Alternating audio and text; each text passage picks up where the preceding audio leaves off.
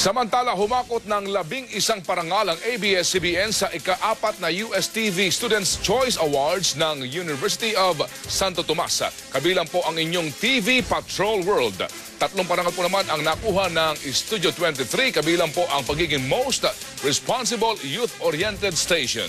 Nagpapatrol, Joey Villarama. Enggrande ang ika-4 na USTV Awards na ginanap sa UST College of Medicine Auditorium kagabi. Bukod sa red carpet treatment sa mga nominado, pinaghandaan din ang mga production number ng mga celebrity. Ang USTV Awards ay boses ng higit 40,000 estudyante ng UST. Ang tema ngayong taon, Channeling Honesty and Truth Through Television. Kabilang sa mga iginawad sa ABS-CBN, ang Students' Choice for Local News program para sa TV Patrol World. Ginawaran din ng Special Award for Public Service ang Salamat Doc. Asahan niyo pong mananatili kaming kaagapay niyo sa mabuting kalusugan.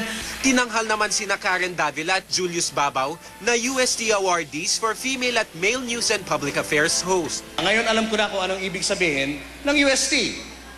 Bukod sa University of Santo Tomas, UST means you stand for truth. Thank you.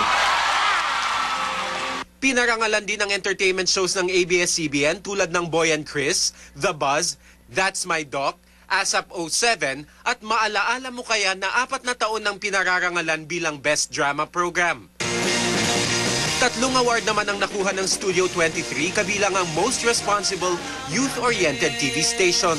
Joey Villarama, Patrol ng Pilipino.